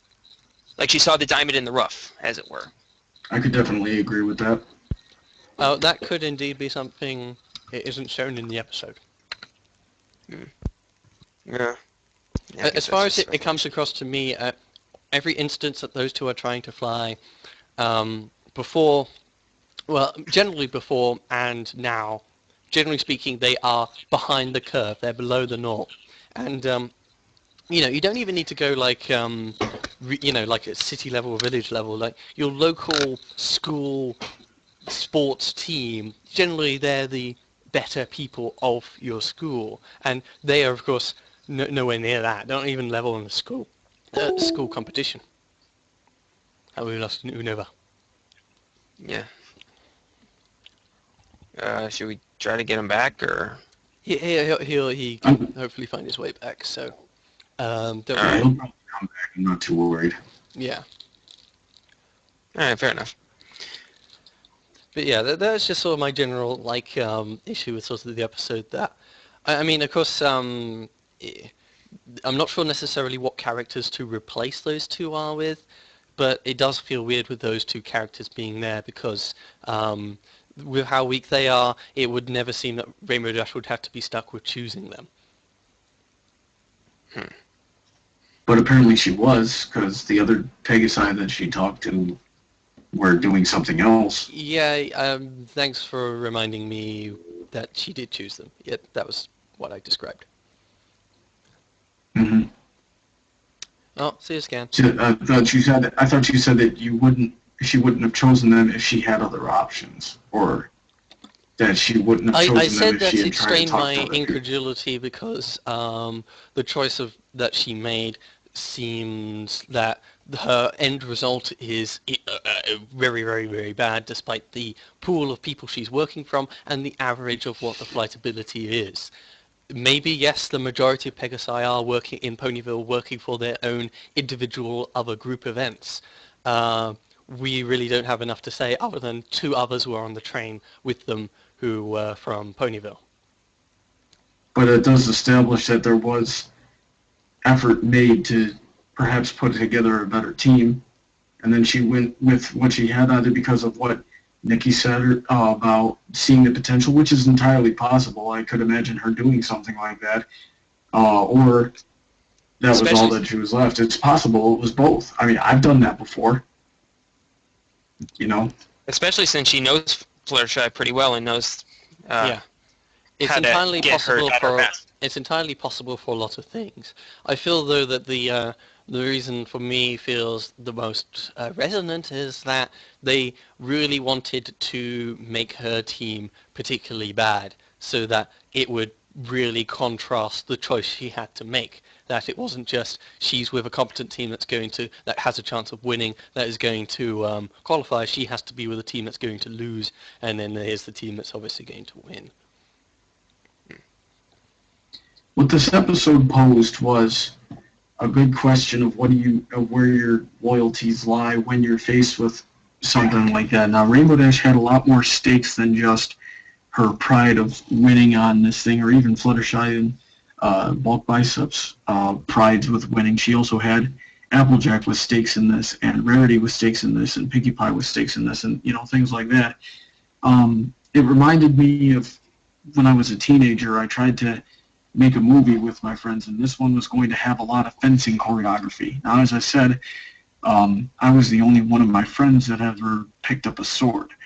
So and I went through all of my friends, and after I found 2 that were willing to be in the cast of the movie with me while I was another character and doing most of the other jobs, I had a bunch of friends that just didn't really do anything. They were just they played video games all day.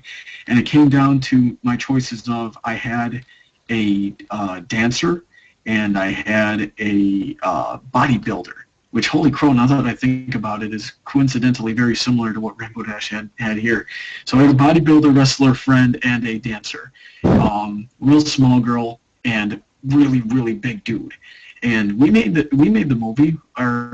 It ended up not getting finished because of technical issues, but I taught them the choreography. I taught them all the techniques they needed to know. They got good enough to make a good movie with, and I carried the weight of the rest of the team through the choreography and the cinematography and things like that. It would never be as good as a Zero Gravity production, which have always been my sort of wonderbolts, or anything that like, I don't know, Donnie Yen could choreograph, but it was still good from an objectionable standpoint of the level that we were working at. I could still submit it into those things, and it could be judged on its own merits. Yeah, though in this case what you're doing, or at least if we take your story and apply it a bit more to this episode, you are attempting to qualify for... There's not exactly an Olympics of movie making, but what was it? Sundance Film Festival, maybe? Yeah, a film festival. You're submitting it to one of the largest film festivals out there. Then again, with films, at least you're not. You can spend a lot of time, and as an indie job, you can actually pull out a good job. Whereas in direct competitions, the analogy it breaks down here. Well, what I was going to get to, and I talked too long and messed up my own point, was if I had been in Rainbow Dash's shoes and, say, the Zero Gravity stunt team came up to me and said, Brawny, would you like to be in our movie? And I was already halfway through making their movie, or this movie with them, and let's say they really wanted to do it. I know I said earlier that they probably wouldn't have if I didn't ask for their help or anything like that, then that would have been a really tough decision for me. So I could definitely relate to Rainbow Dash here. And it made me, the episode made me ask that question to myself, which is very difficult. Because I'm usually watching these episodes and they come to the moral of the story, and I'm like, yeah, that's about right. I've done that before. This was the first time in the show that I actually had to look at it and go, oh, shoot, what would I do in that situation? I actually still have no idea. It's a very good episode in that regard. Yeah, though I think just presenting a story that can create interesting questions, or at least questions, is not all a story needs to do. And I think the story was indeed generally internally consistent. Although, as I have established, like, I think that the opening premise and the mechanics at play often is very hand-wavy. That doesn't necessarily matter. It does indeed phrase that question. I, though, think that it's not only just trying to tackle a topic, you also have to tackle it well. How does it not tackle it well? By being within its format. Within its format, how does it not tackle well? Right. What do you mean? Okay, so format here. Could you clarify more clearly? Do you mean what? Within its type of storytelling. So we've got several different types of storytelling. We've got musical, we've got long format, novel, short format, story, movies, episodics, 22 minutes, one-shots, things like that. And each one of those things, as I've explained before, has its own methods and formats. What lens are you describing as by format for this episode? This is an episodic short format. I think in this case, it being episodic isn't necessarily okay. Yeah. It's a short format regardless. Within its episodic format. I think within it being an episode, it is incredibly rushed, that it doesn't spend any time with all its plot points. A lot of the characters are unnecessary. Now here's the thing, it does in reality spend exactly the amount of time with its plot points that it needs to for its format. Its format is only that it is episodic. For it to be episodic, obviously, if it doesn't work within this format, for examples might be that they made a 30-minute episode and they only had a 20-minute runtime, and obviously then the last 10 minutes of it would be cut off or had to be shown separately, or could only be shown on online situations. Within its format, those are clear things that we can talk about. But if you're going to say about, oh, a thing is episodic, so therefore these rules apply, more precise rules, then I think there's going to be a lot more contention. That's exactly what I'm saying, though. That when you're dealing with these types of things, there's different methods of storytelling that convey the same message in just a different way. At the moment, I am saying that only looking at it episodic, that it's an episodic show is, it's a very open lens, and at the moment it doesn't have many restrictions. I think what your issues are probably going to be are more narrow lenses that you should properly define more clearly to me before I then have to go through your hoops.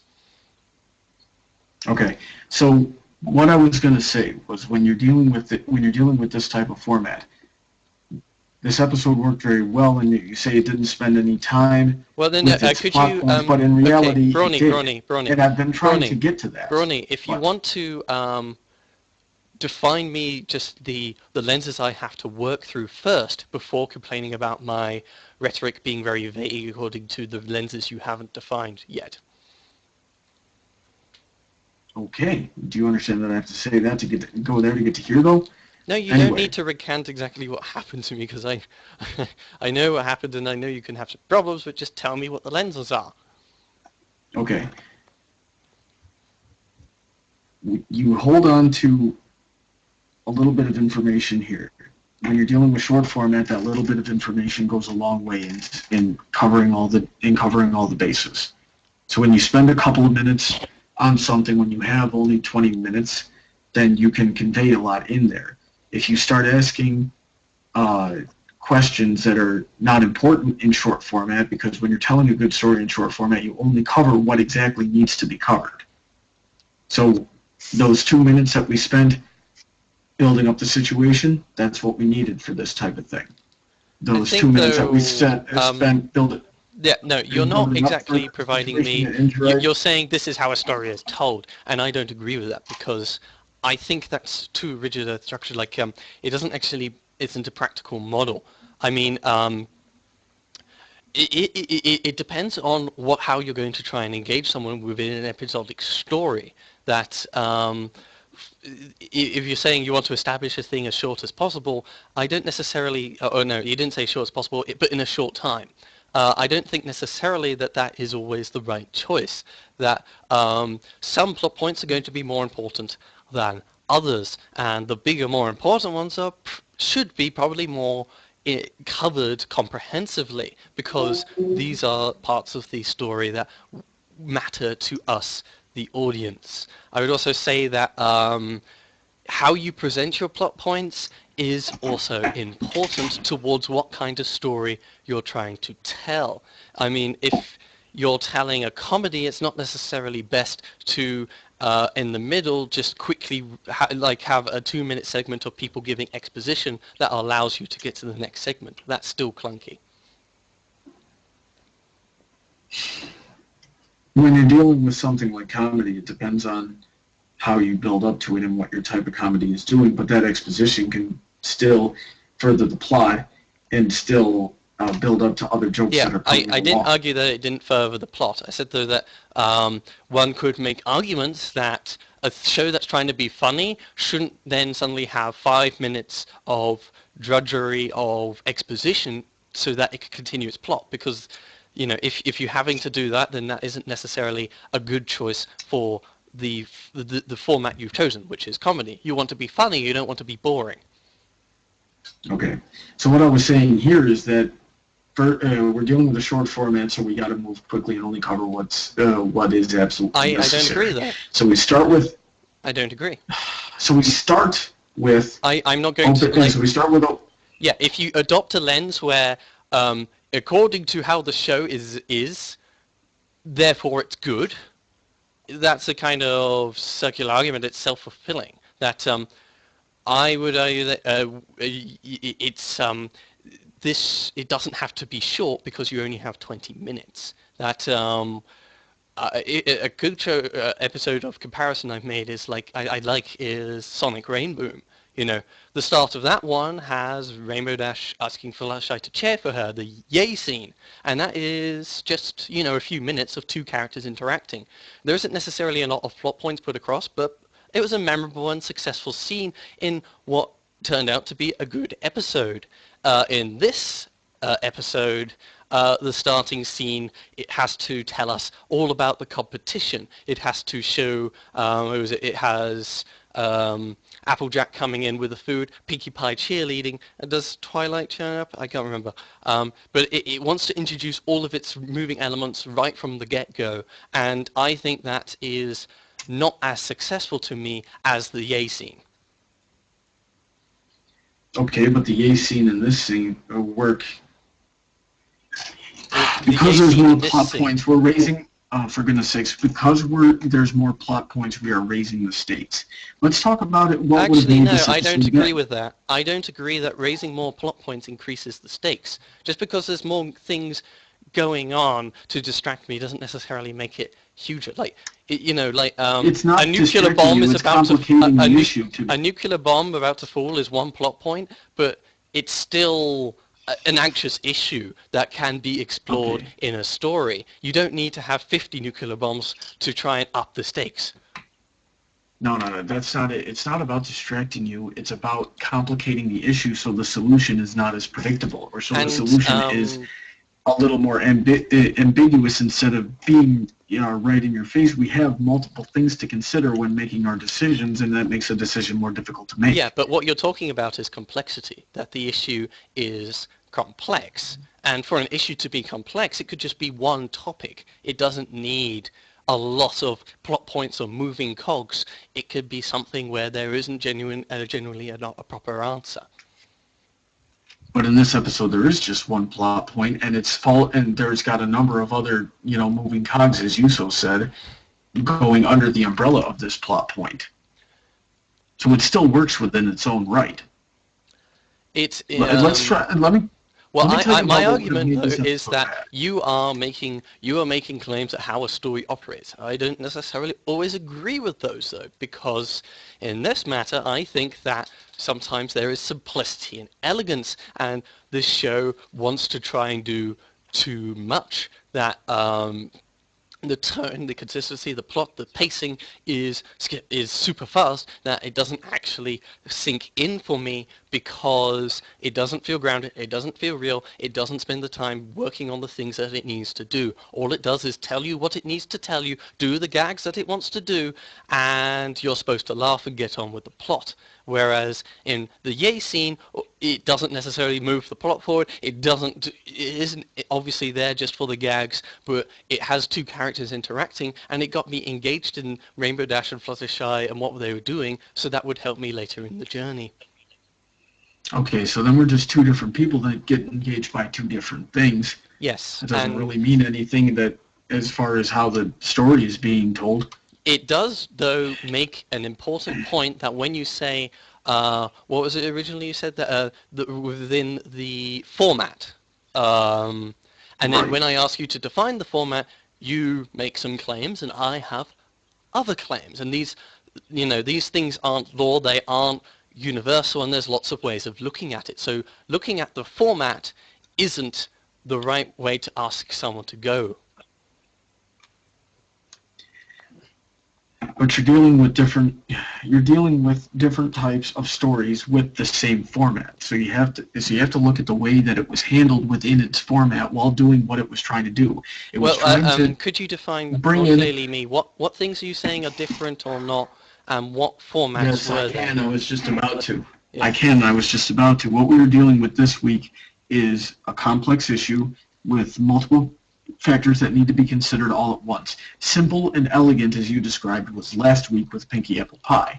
Here we're dealing with Rainbow Dash's conflict of character flaw, with her loyalty versus her ambitions. We're dealing with Fluttershy and Snowflakes, or bulk biceps. It's going to take me a while to get used to. What's it called? They're not being as good. We're dealing with Rarity stakes within this, which is as usual something to do with her fashion. We're dealing with Applejack's involvement. She was obviously really looking forward to getting involved and helping out as well. We got Twilight presenting the issue, and we got the Wonderbolts antagonizing the issue in their own way. Whereas last week all we had was, is Pinkie Pie part of the Apple family biologically or not? And so with that, we've got, Pinky Apple Pie, we spent all the time with the Apple family, and it worked really well. With this one, we've got to make sure we cover all these things so the entire situation makes sense when we get to the conclusion, while continuing to make the conclusion ambiguous. Okay, I take issue with what you present as the how you seem to be considering the new formats, so to speak. And that would be that in all of them you're describing how someone handles something. That every single time you're talking about people going through conflicts. And whilst indeed conflicts are, the thing that we watch in an episode, I think you are missing that a format also has to serve to be engaging. It is not just, the format isn't there just to make conflicts. Stories aren't there just about someone being conflicted or working over troubles. It is also about trying to get you to empathize with the characters, suspend your disbelief, and world build, and all those other things. And those things I think you haven't included yet in your description of the format of the show. Ultimately it's the eye of the beholder.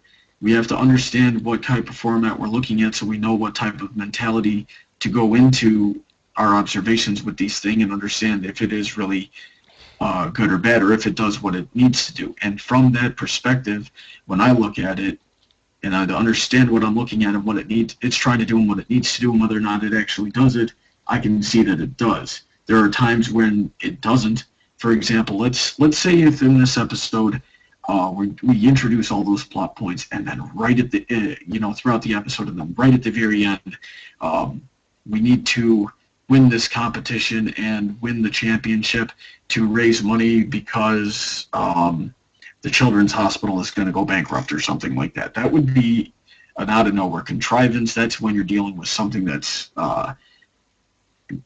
hasn't been established from the beginning. We have no way of emotionally connecting to that as an audience. But for the most part, when you're dealing with what we're dealing with here, where it's all been established at the beginning and built up to throughout the episode in its own way, in its own format, when you look at it through that scope with that mindset and understanding what you're doing, you can connect with it better.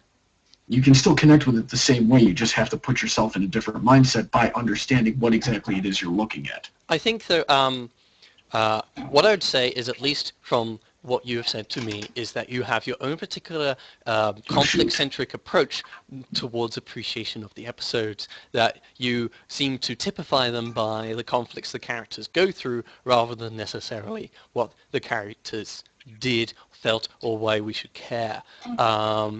And whilst that is indeed it is a matter of perspective, in your rhetoric you sometimes seem to, it feels like you're trying to speak in a more general sense about storytelling, when this is more a very narrow perspective of only your position.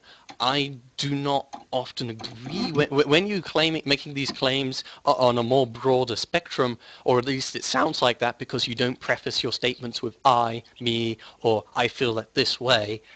It sounds like you're trying to make sweeping statements, which I would therefore disagree with. In a way, I am, and I apologize for this, but I froze. My internet froze for a couple of seconds. I lost about the first 15 seconds of whatever you were saying. Did I miss anything important? I basically said the same point, that you speak as if you're like, this is how it goes, without, and you make it sound more general, when I don't agree with those generalities, and I think it's more probably just your own personal perspective, which is, as I said that it was centric on conflict. Okay, to a degree it is, but I say these things for a reason. When I say these things and make these big general statements, it's because they correlate with what I've learned while I was studying these types of things. When I was learning how to tell stories and taking all these writing classes throughout high school, private writing tutors back when I was trying to write novels and things like that, all sorts of things. And you pick up on these things. So yeah, these rules are there and they're being taught. And those are the rules of which I look through when I'm analyzing a movie or an episode or things like that. So yes, they are there, and they are sweeping statements, but they're not nearly as much opinion confused. as you might think. Like, if this is taught, then you have to cite an authority, and then we have to discuss the legitimacy of the claims of that authority. Though you also said it was just your own experiences, like experiences of writing, of life. Though I think, though, you can't speak generally about people, because in my experience on how I enjoy stories, I felt these things doesn't mean they are for everyone. No, that's true. But it's still how those who study stories look at them. I don't necessarily. For those, I don't know exactly what parts are by the people who teach you stories, and of course, what they taught you and what the actual academic consensus is, and what you remember from that, and what you picked up, and how you use it, is probably going to be completely different things. For the most part, there's usually a general consensus on how these things work. You get minor differing opinions here and there. It usually boils down to semantics when that happens.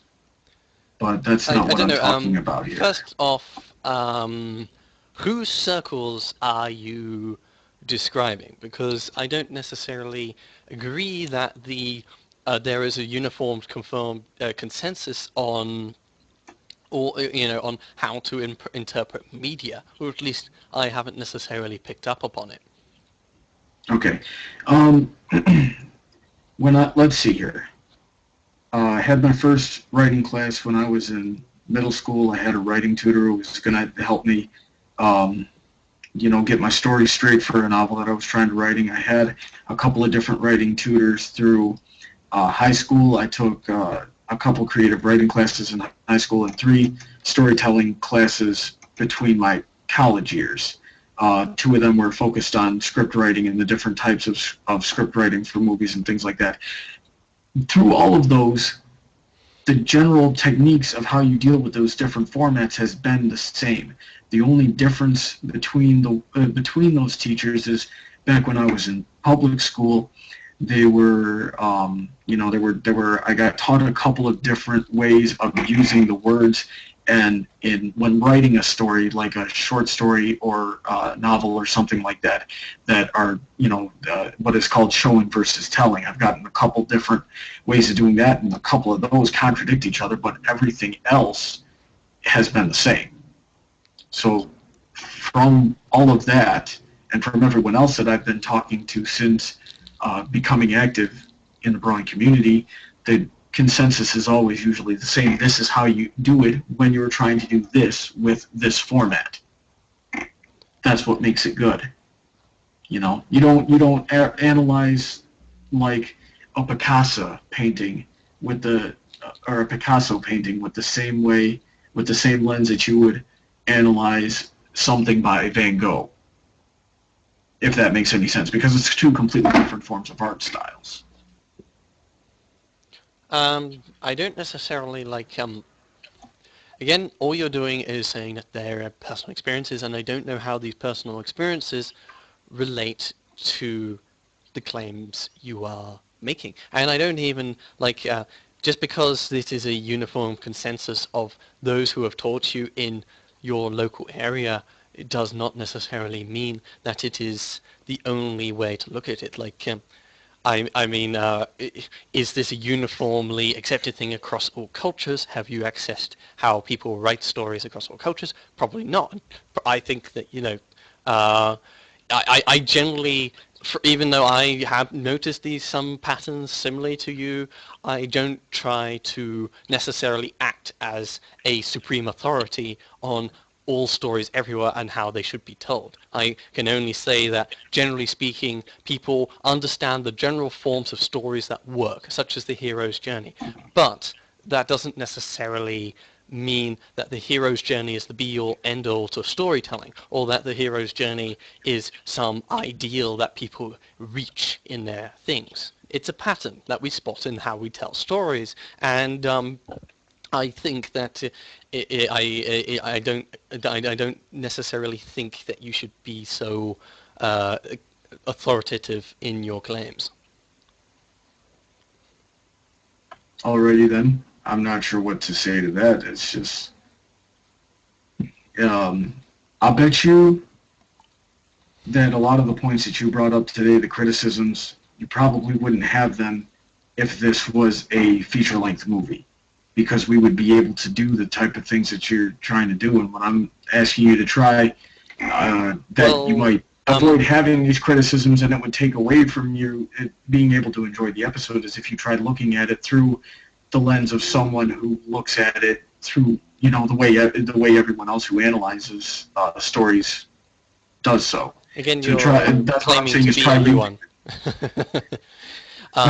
Maybe, okay, don't take that so literally. Not everyone, but you know what I meant. But I think you aren't necessarily doing a full service to my claims. That the point was, if you remember, I did the comparison with Sonic Rainboom, and the point in my comparison wasn't to say how Sonic Rainboom was a feature-length movie. It was how this episode, it had a conflict. It was good. It got me engaged. It was a good story in my books, and generally a lot of other people's. I'm not saying necessarily that it's a supreme, awesome story accepted by everyone. I'm just saying, that from my perspective, it managed to engage me despite how it seemed to use a lot less stuff going on than this episode. Right, and that's a personal thing for you. Indeed, and I can and bring it across. A lot of season 4 thus far has been, in fact, a good number of the episodes through season 2 and a couple in season 3, in fact, were a matter of they're complex. It's the complex, and it's a combination of complex plot points and short form storytelling coming together. So what I'm saying is try that and see if it does anything different for me. It might be you might not, connect with it, but you often say a lot of things are bad when usually that's not the case, because this is just how things work when we're trying to do what we're doing. I think that's what I've been trying to say. Yeah, I think though the stories have told stories. There isn't necessarily like there's a lot of things that I like. In this story, for example, I don't really like the setup or the implementation of a lot of plot beats or bits in this story. I don't like the Wonderflop's motivations, that they didn't have a backrunner and that they feel so needing for Rainbow Dash. I didn't like the setup of Rainbow Dash being with these two who are way below the curve. These things are parts of the story that, for me, don't make a cohesive story, but one could hand wave them away or come up with explanations. I think though that it's those things of the story that are exactly what make the story, and it wouldn't be the story, and we wouldn't be able to learn these lessons without it. If we remove, for example, those antagonizing, tempting Rainbow Dash with an alternate thing, then it would be a different story. I, though, still think that the choice of what elements they put into the story don't rub off on me very well, because they don't make a natural seeming story to me.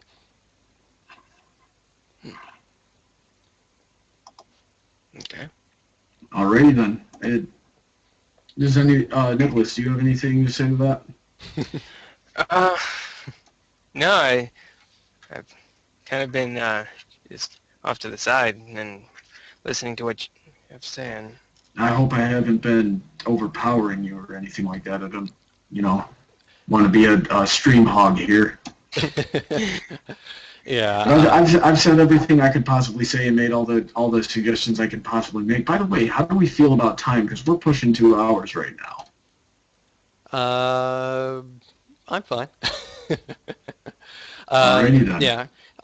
Let the battle continue. For me, there's other things that kind of pissed that I didn't necessarily like with this episode. One thing was, I said last episode that Big Mac, he has always had this problem with being turned into a gimmick character, that all he says is yup and nope. And this episode does that and also cuts him off on purpose, which really annoyed me, that all he ever played was a gimmick.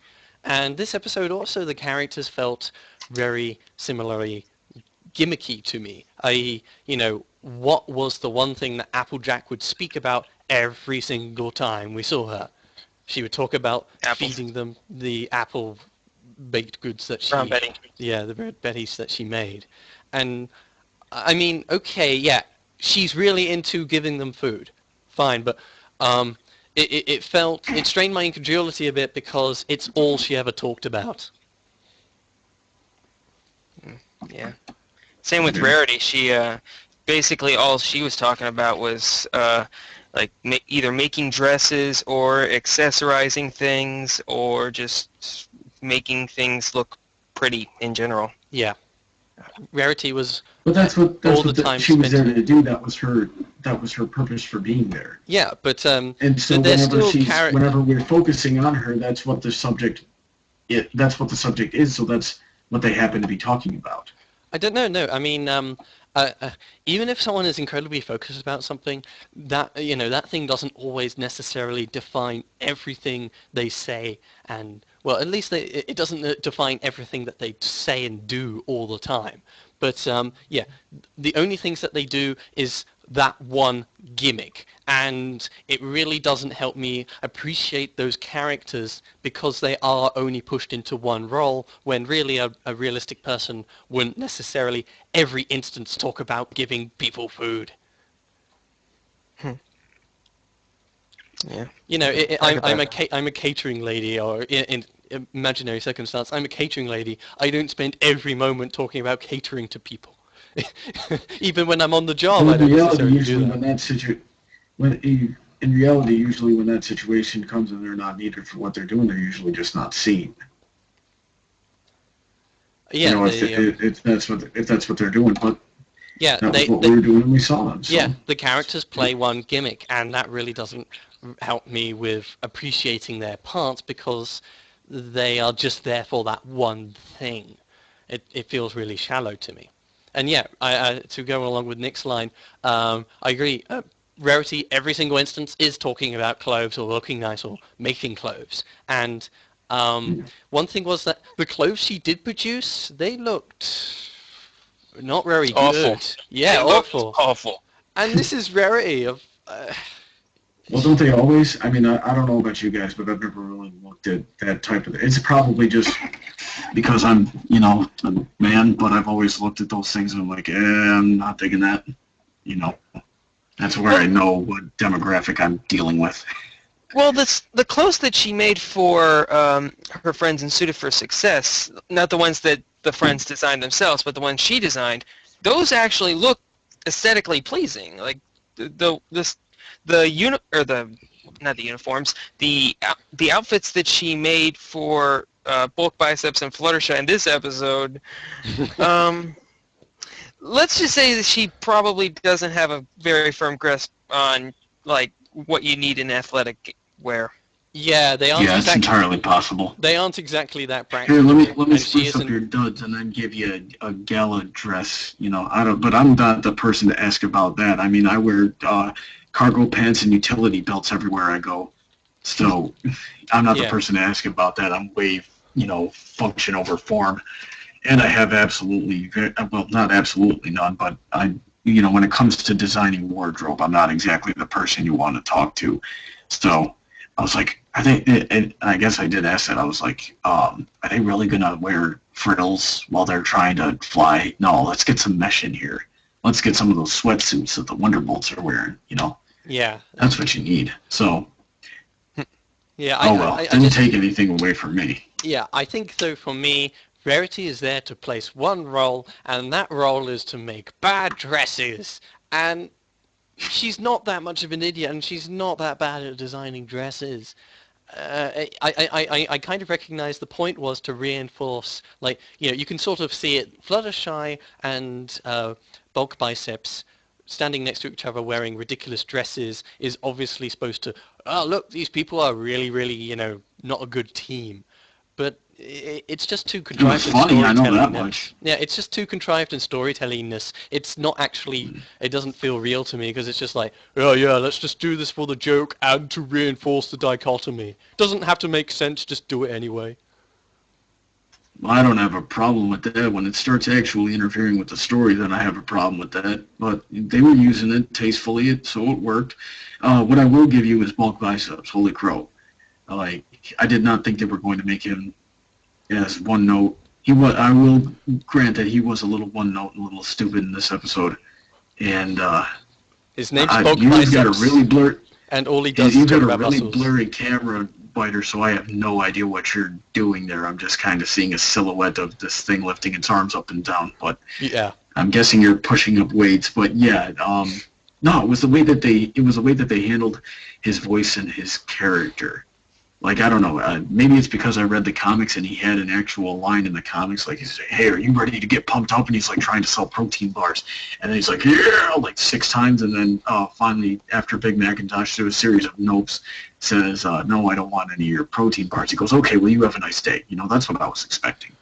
Yeah, but in the comics, Shining Armor and Princess Cadence also have a whole lot more character. Oh, we are not getting into this right now. To stay on to the episode, I think for me, once again, Bulk Biceps has a gimmick going for him. He's a big, muscly pony, and everything he does and speaks about is generally related to his physique. He's so one note. It's not complex, necessarily that interesting. I did like, though, that they did kind of give him a kind and nice side to him. To be fair, he was often playing around and being fun, not just being a complete testosterone. Mm-hmm. He's not an adrenaline junkie. He's not a testosterone head. It's just everything he's doing is often related to muscles. I don't. it doesn't help me sell him as being a real person, as a real character for his purposes in the story. Fluttershy getting caught between his shoulders like the cat from the Wayside comics. Ooh. Yeah, Nicky probably knows what I'm talking about. I don't know. Have you ever read the Wayside comics? No, I haven't.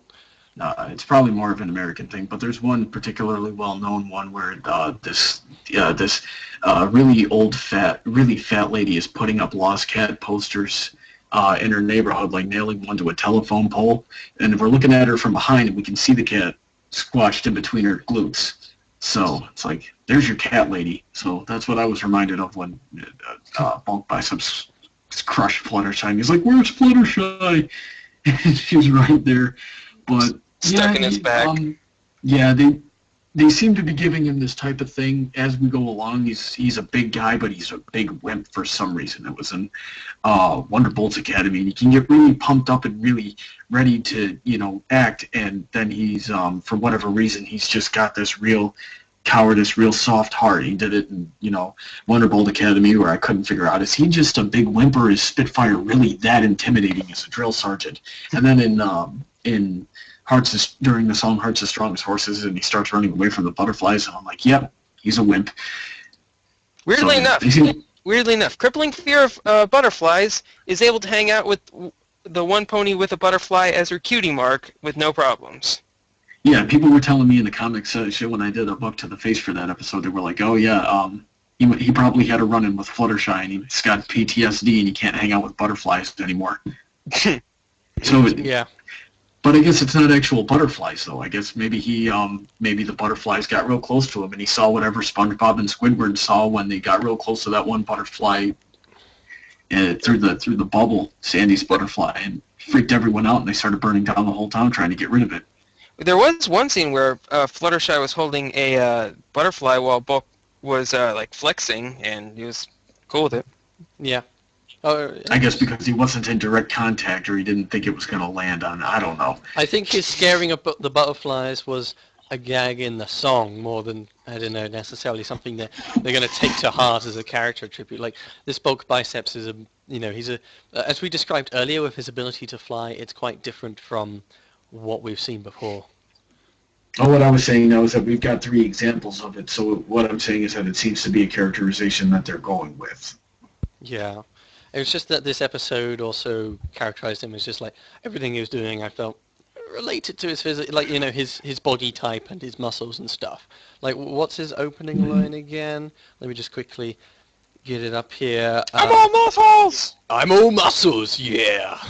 I'm all ears, I'm all muscles. Yeah.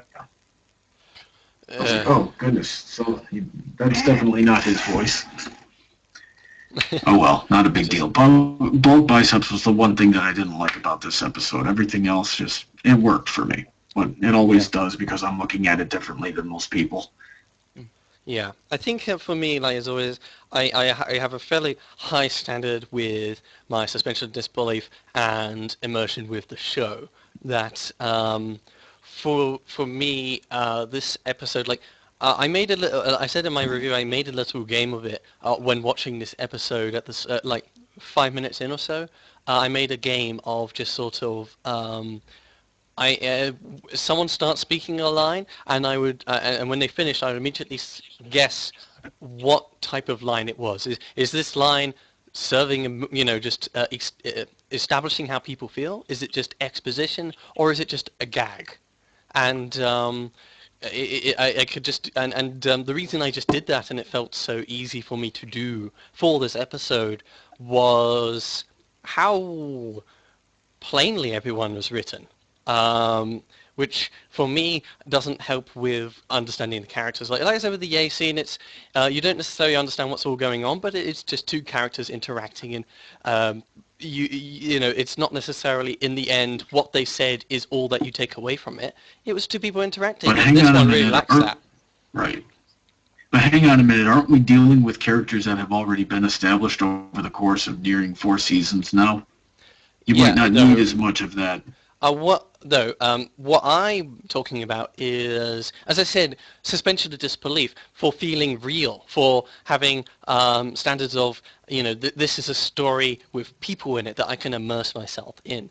And for that, it isn't just that I understand, establishment tells me, something being established means I know what this thing is. But if it turns out what I know isn't this thing I thought it was, or that it doesn't act as, it doesn't continue being realistic to me, then I'm going to have problems with seeing them as people. I'm probably going to have problems suspending my disbelief.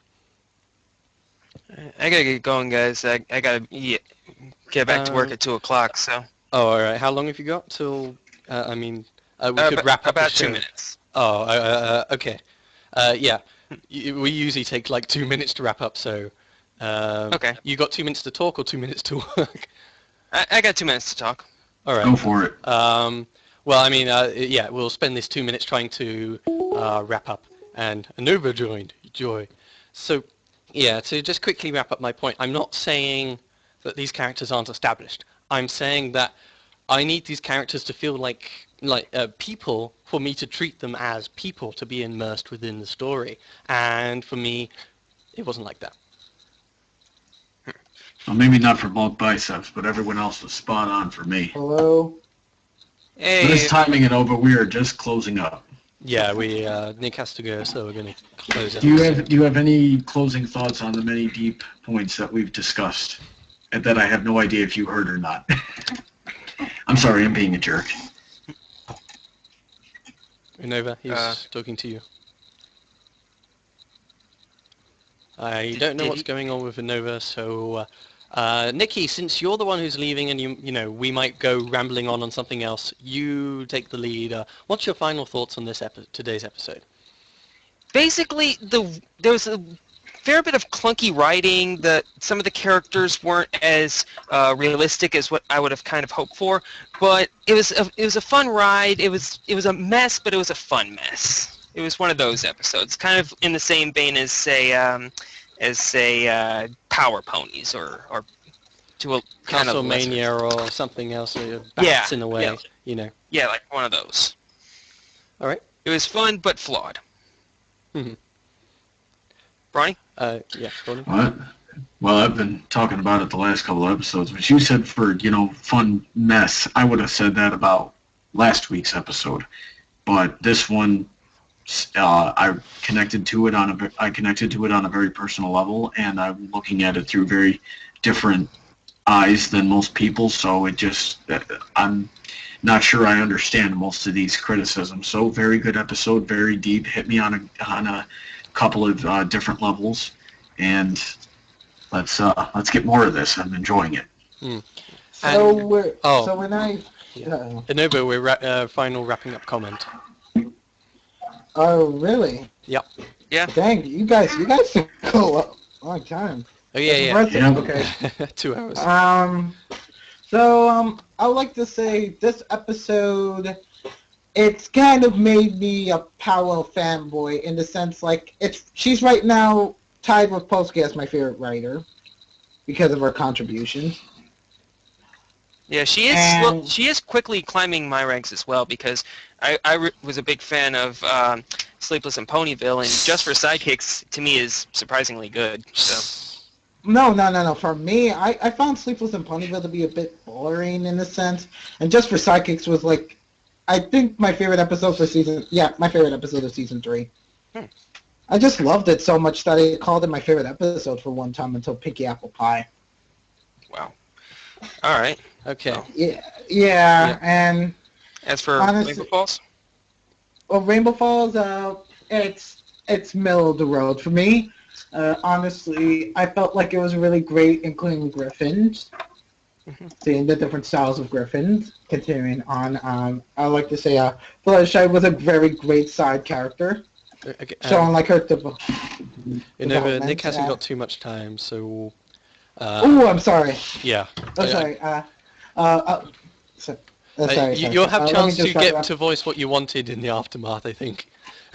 Okay. Don't be like me, Unova. Yeah, and yeah. I guess I'll give the final thoughts. And I agree very much with Nick on this, that the episode is quite a bit of a mess, narratively speaking, writing speaking, and thematic and tone speaking, but it can still sort of be enjoyed. It does present a conflict. It's, as is standard for sort of season 4, it's another popcorn episode. It's, it's trying to be entertaining and present something, but ultimately isn't actually that filling. And Okay. if that's all people have to say, that is it for the Crepuscular Bronies Discuss, episode number 56.